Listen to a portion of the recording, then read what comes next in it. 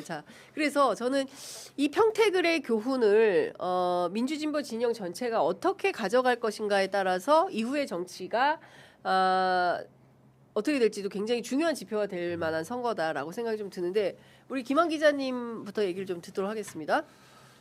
어떤 층위에서 얘기를 할까요?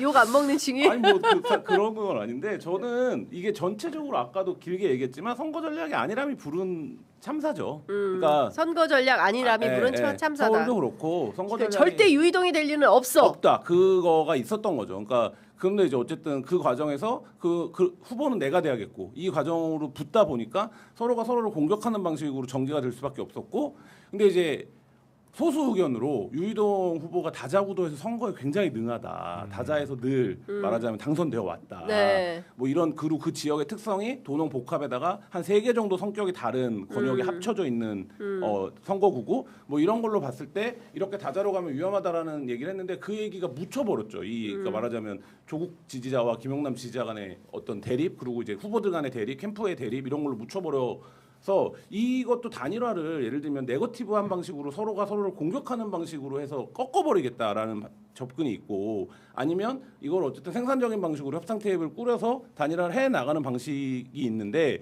애초부터 이거가 이제 말하자면 완전히 네거티브 방식으로 처음에 정리가 된 거고 그러니까 뭐 예를 들면 협상 단계나 이런 것들이 설계가 되기가 어려운 조건에 빠져버렸고 뭐 이렇게 되니까 사실 이제 그 지점에서 저는 졌다고 봅니다. 그러니까 예를 들면 두 후보를 합치면 거의 2배 이기는 거잖아요. 그렇죠. 그러니까 지역의 특성 그런 건데 어쨌든 그게 안 되면서 유이동 후보가 당선이 되는 상황이 왔고 근데 이제 이런 거죠. 대선이나 이렇게 굉장히 절박하게 선거를 치를 때는 이게 단일화가 돼요. 네. 근데 이번에 그렇게 그런 구도로 보지 않았다라는 거예요. 그러니까 우리가 너끈히 이긴다 그냥 네, 예. 이런 안일함들이 부른 지금 예. 그것 때문에 진 선거구들이 몇 개 있죠. 그렇죠. 근데 울산 같은 경우는 어떻게 된 겁니까? 단일화를 해서 네, 김상욱 후보가 간절하게 호소를 했던 거잖아요. 여기 예. 단일화 안 되면 여기 못 이긴다. 예. 근데 실제로 단일화는 그 베이스가 있어야 돼요. 이 단일화를 해야만 이긴다. 근데 이거 단일화 안 해도 내가 이길 수 있을 것 같은데? 라고 양쪽이 모두 생각해 버리면 네.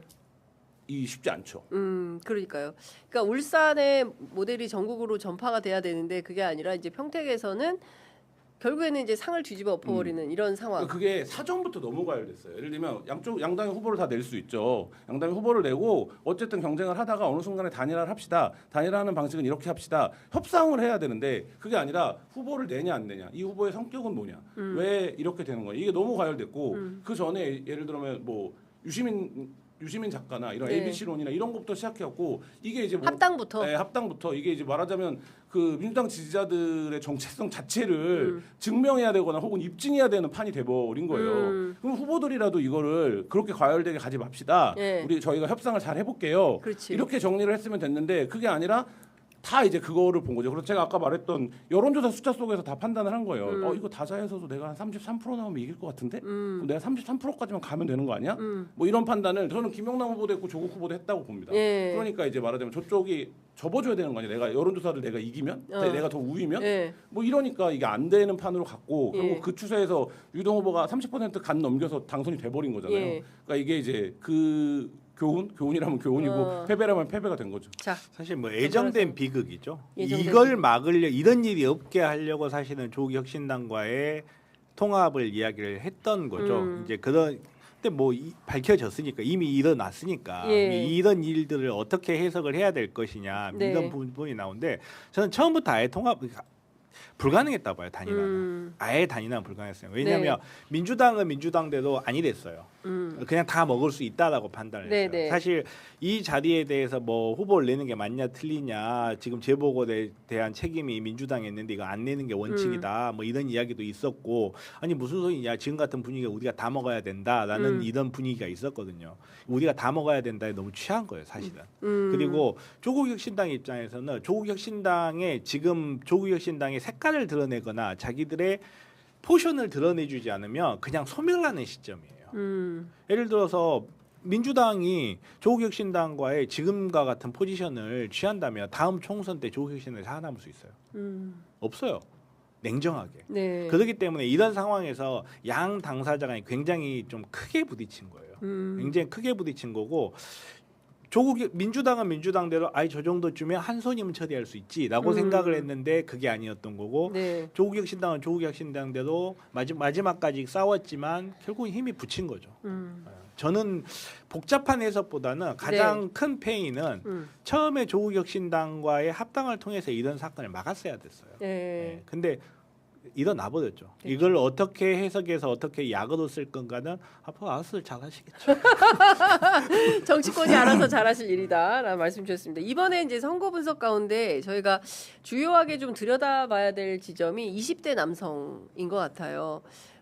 이제 과거의 청년의 기백으로 막 민주주의도 외치고 막 이렇게 해야 되는데 이번에 보니까 상당히 그 지방선거 표심이 이거는 이제 출구 조사와 관련된 건데 국민의힘이나 오세훈 후보를 많이 선택했다. 뭐 70%가 넘는다. 이거 어떻게 봐야 되느냐에 대한 이제 분석이 좀 필요한데 어떻게 보세요? 근데 이게 지금 10대 아들을 키우고 있는 네, 예.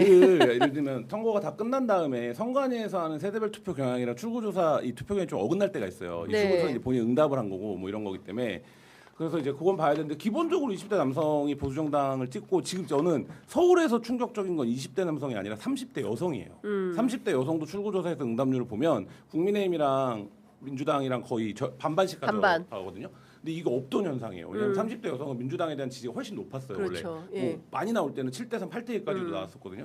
근데 왜 이렇게 됐는가? 이 지점이 지금 이제 민주당에 그것도 던져진 이제 숙제죠. 네. 그러니까 청년층의 보수화는 한국만의 문제가 아니라 전 세계적으로 관통하는 정서예요. 왜냐하면 아버지 세대보다 훨씬 더 사회적으로 경제적으로 성공할 가능성이 줄어들었다기보다 어려워졌고 네. 그런 노력을 엄청 해야 되고 뭐 그런 과정들 속에서 전 세계가 겪고 있는 현상인데 그거에 대해서도 당연히 집권당은 솔루션을 가질 수 있어야 되는 거고 야 20대는 원래 우리 안 찍어 이렇게 해버리면 점점 더 축소된다는 거예요. 그러니까 이 부분이 있어야 되는데 당장 현상적으로 봐야 되는 거는 2030 여성들이 왜 이렇게 민주당에게 급격하게 지난 대선과는 달리 표를 덜 줬는가 이 부분이 하나가 포인트가 있는 것 같고 또 한 가지 시사점은 뭐냐면 대구 투표 출구조사 같은 조사를 보면 대구의 2030들은 훨씬 더 많이 김부겸을 찍었어요. 네. 네. 그러면 우리가 통상적으로 보기에는 대구가 훨씬 보수적이고 네. 그런데 왜 대구의 청년들은 김부겸 민주당을 많이 찍는데 상대적으로 네. 서울이 가장 진보적이고 말하자면 열려 있고 리버럴할 것 같은데 네. 서울의 청년들은 왜 이렇게 사실 보수화되는가? 광주를 찾아보잖아요. 네. 그럼 광주는 또 민주당 지지율이 20대에서는 또 더 낮아요. 낮아요.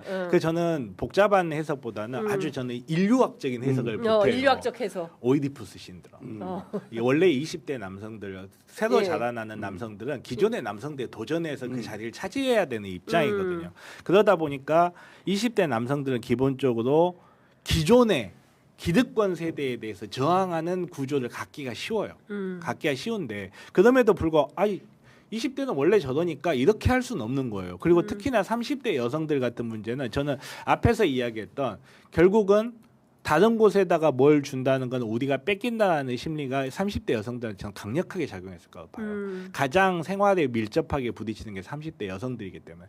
그리고 앞에서 이야기했다시피 아니 그러면 이게 오이디푸스 신드롬으로 상징화될 수 있는 아동 심리학적 관점이면 이거는 고칠 수 없는 게 아니냐 이렇게 이야기할 수 있는데 저는 이 부분에서 반드시 지적을 하고 싶은 게 인간이 그렇다는 거하고 사람들이 생각하는 게 그렇다는 건 좀 다른 이야기예요. 네. 저는 교육의 중요성을 저는 이 부분에서 굉장히 좀 강하게 이야기를 해야 된다고 생각해요. 그러니까 사람들은 본능적으로 내 것이 중요하고 남의 희생을 중요하게 생각하지 않고 사람은 본능적으로 혐오의 감정과 공포의 감정이 굉장히 강력한 존재예요. 네. 근데 그거를 억제하고 성숙한 민주 시민으로서의 성장에 나가게 하는 게 교육이거든요.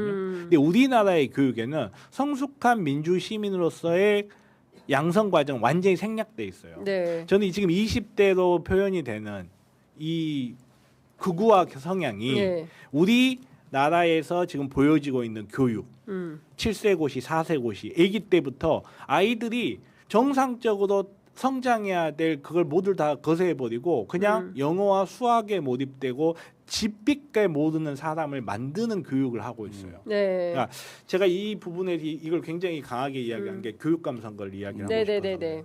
누구도 내 후보가 누군지를 몰라요. 내 후보가 진짜 양심에 발을 얹고 보니까 100만 표가 무효표가 됐다면서요 이번에. 예, 모르니까. 양심에 발을 얹고 교육감 후보 공약 아는 사람 그러니까 여기 예. 아세요?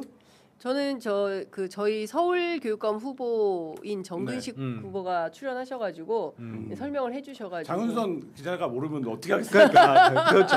근데 지금 방송 보시는 분들도 상당 예. 부분이 모르죠. 모를 예. 겁니다. 예. 지금 교육이 인상 완전히 투표가 되는 엉망진창이 되고 있어요. 교육이라는 게 여러 아이들이 자기네들끼리 문제를 자율적으로 해결해 나가고 그 과정에서 타인과 협력하는 방법을 배우고 이런 과정이 돼야 되거든요. 네. 근데 지금은 그게 변호사들 놀이터가 돼 버렸어요. 애들이 싸우기만 해도 바로 소송 걸려가지고 몇 천만 원씩 땡겨서 참 감사하긴 한데 근데 이게 저는 장기적으로 예. 이 이명박이 우리 사회에 풀어놓은 독약이 두 개가 있는데 그게 하나가 교육이고 하나는 언론에서의 종편이라고 생각해요. 이 부분에 대한 저는 반드시 고찰이 있어야 되고 앞으로 우리 교육이 어떤 식으로 발전해 나가야 될지 그리고 그 교육 발전에 굉장히 중요한 역할을 하는 교육감 선거를 지금 이대로 놔둬야 될지 저는 이거 정말 좀 진지하게 이야기를 해야 된다. 네. 현상, 그러니까 큰 틀에서 보면 거시적으로 보면 정 변호사님 말씀에 저도 동의하고요. 근데 현상적으로 보면 이 네. 얘기 하더라고요. 장윤선 기자님이나 제 또래 세대가 국민의힘 계열 정당을 바라보는 인상이 있잖아요. 네. 우리가 청년 어렸을 때 예, 획득했던 어떤 그쵸. 인상들, 저 세력이 어떤 세력인지, 세력이다. 뭐 이런 거에 대한 집단적 인상이 있잖아요. 예, 예. 지금 2030이 민주당을 바라보는 집단적 인상이 있다는 거예요. 아, 불공정하고 예, 뭐 예를 들면, 내로남불. 예, 그 집단적 인상이 있는 거고 예. 민주당이 왜 우리 그런 사람들 아니냐 이렇게 얘기하는 건 의미가 없는 거죠. 왜냐면 예. 그렇죠. 그 세대가 갖고 있는 집단적 인식이라는 건 세월에 걸쳐서 형성된 거니까. 근데 이들이 보기에는 어렸을 때 예를 들면 민주당이 이미 집권 세력이었고, 근데 또 계속적으로 그 아저씨들이 주류고 뭐 이런데 나와서는 우리는 개혁가고 네. 우리는 세상을 바꿀 거고 이해하는데 내가 세상을 이해할 때부터 저 아저씨가 세상의 권력이었던 것 같은데 이런 인식이 있는 거예요. 그러니까 민주당이 그만큼 그럼 20대 남성들에게 민주당은 심판의 대상이다. 그렇죠. 그런 측면의 정서. 그러니까 민주당이 본인들이 생각하는데 4050이 바라보는 민주당은 또 좀 다르죠. 네. 근데 이제 이 지점에서의 민주당이 어떻게 할 거냐, 당의 칼날을 네. 이 부분이 있어요. 그러니까 이거는 민주당 입장에서는 어쩔 숙명 같은 거죠. 왜냐하면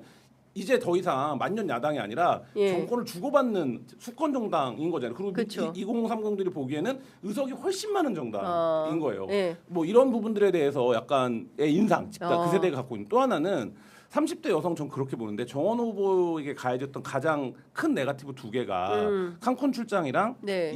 폭행 사건이잖아요. 네, 예. 30대 여직원 이게 그리고 잘 해명이 말하자면 이런 유튜브 방송이나 정치를 열심히 보는 분들은 보는데 2030 여성들이 어떻게 상사랑 출장을 가 이런 거예요.